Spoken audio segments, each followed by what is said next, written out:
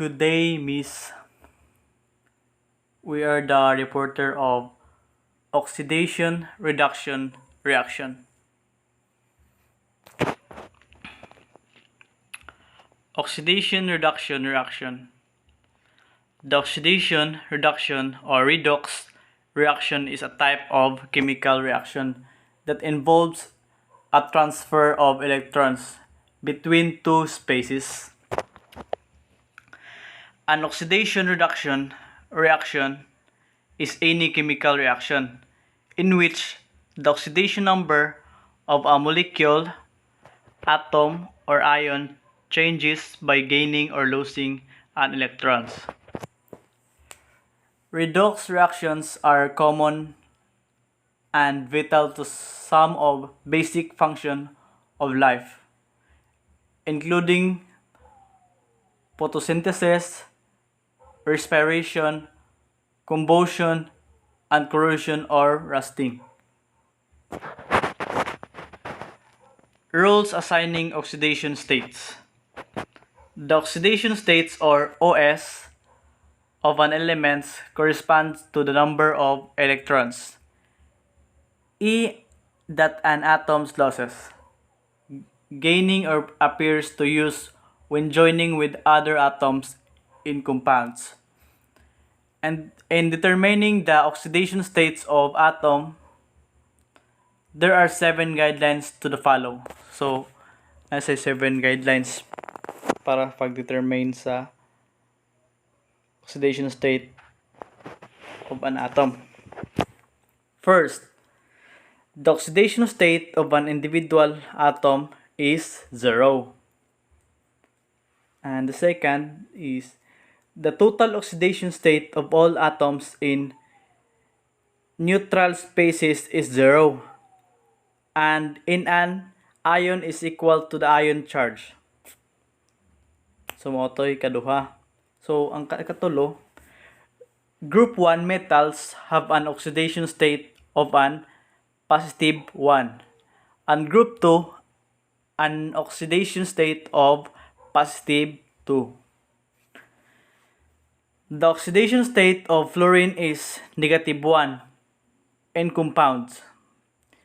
Hydrogen generally has an oxidation state of positive 1 in compounds.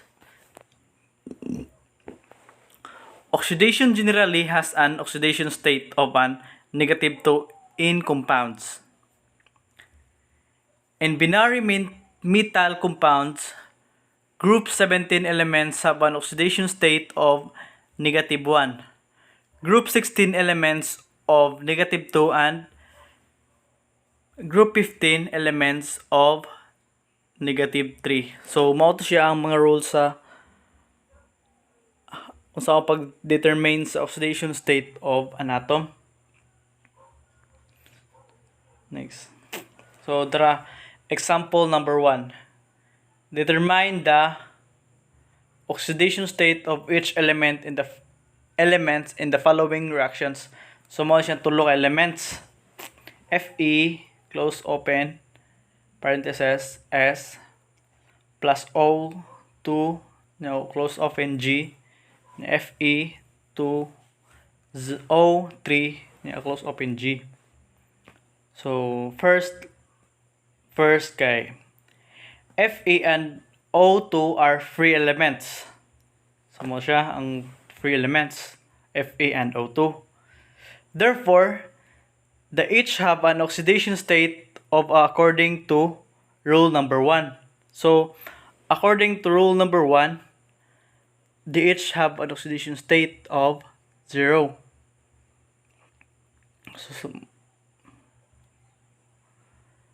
So the product has a total oxidation state equal to 0. So sa mga product daw, ang oxidation state equal sa 0 tanan. And the following rule number 6. O has an oxidation state of negative 2, which means Fe has an oxidation state of positive 3. So, dito sa ikaduha sa B, Fe2 plus close open Ag o AQ. So, B, the oxidation state of Fe ions just corresponds to each charge since it is a single element species. Therefore, the oxidation state is positive 2 or plus 2.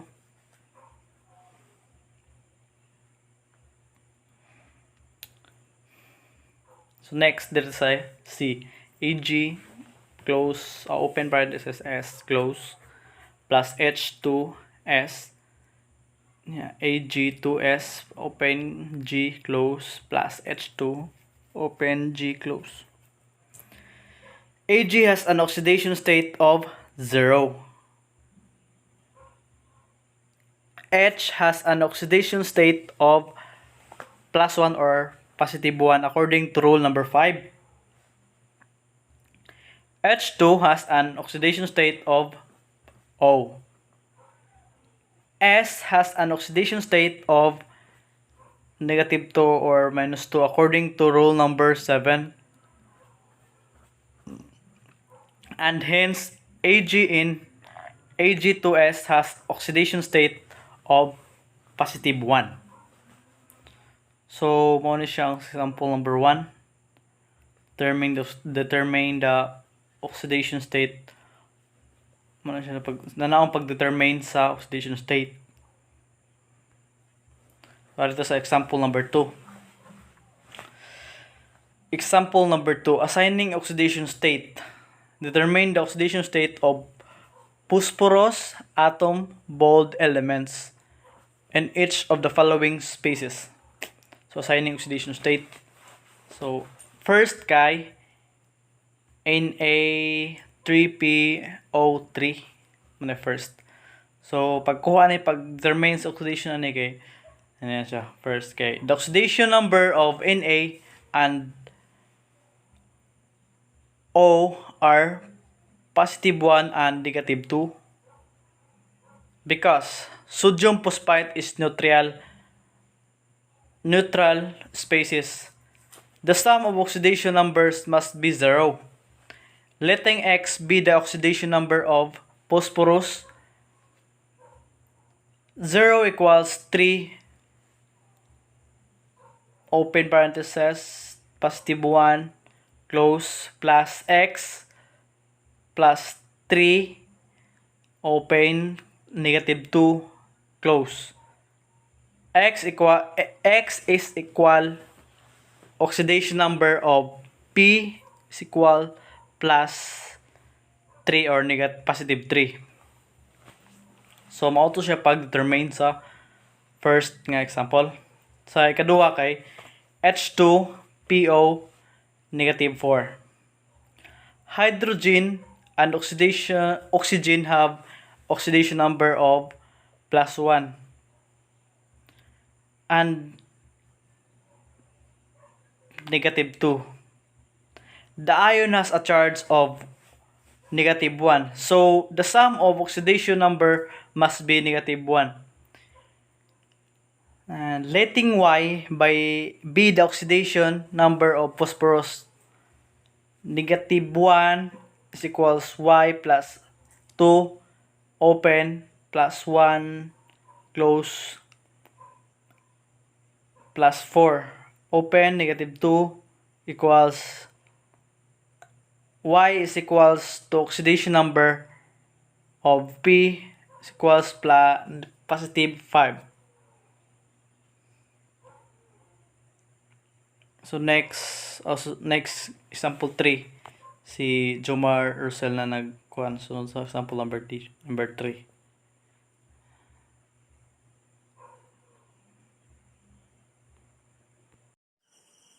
Example number 3. Identifying, reduce, and oxidize elements.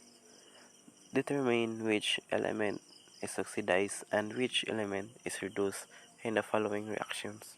So, atong i-determine kung asa na siya nga element is oxidized ba or reduced.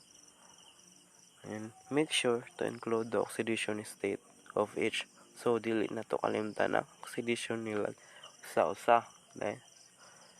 Sample, Z in positive 2 each positive by Z in 2 positive each 2 EI positive, then 3 Cu 2 positive by 2 EI 3 positive 3 Cu CO2 negative 3 positive 2 H positive by CO2 positive H2O. Then ang solutions, Zn is oxidized. So, ang Zn mo na ang oxidized element. So, ang oxidation niya, dili na ito kalimtan kay oxidation. Open parenthesis, then oxidation number of Zn is 0 to positive 2. Close parenthesis. And sunod, H positive is reduced. So, ang H positive mo ang reduced element. Then, oxidation, open parenthesis, oxidation number of each positive kay positive 1 to 0, close parenthesis. Then, V, EI is oxidized. So, ang EI is na ang oxidized element.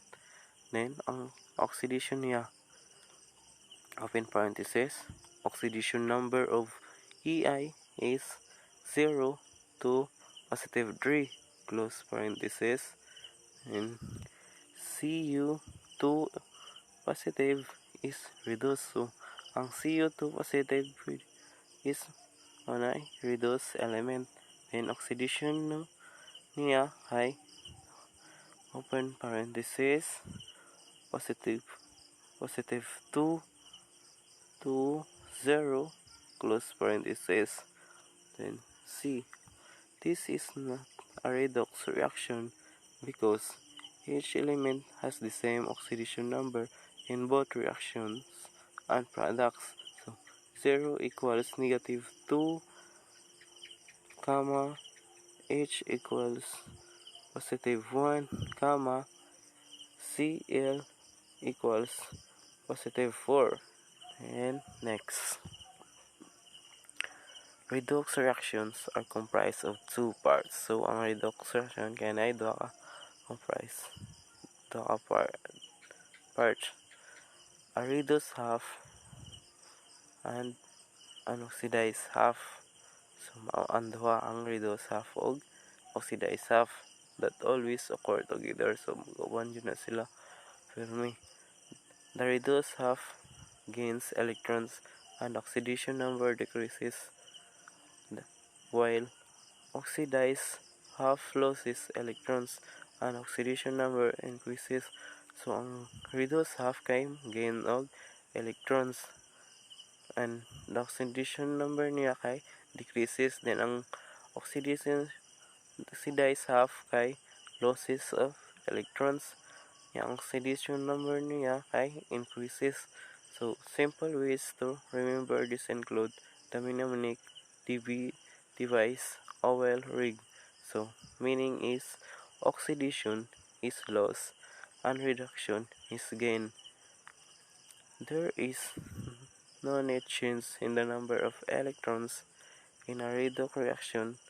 Those given of the following in the oxidation half reaction are taken up by another species in reduction half reaction. Then, next. The two species that exchange electrons in a redox reaction are given a special name. 1. The ion or molecule that accepts electrons is called the oxidizing agent.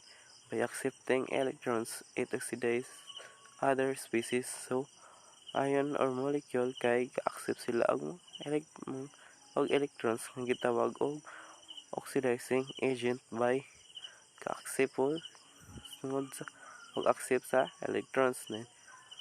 Number 2, The ion or the two species that exchange electrons in a redox reaction are given a special name.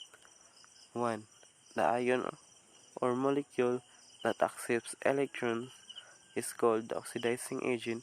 By accepting electrons, it oxidizes other species. So, ion or molecule kay ga-accept sila og electrons nga gitawag og oxidizing agent by ka-accept tungod sa pag-accept sa electrons. Number 2, the ion or molecule that donates electrons is called the reducing agent.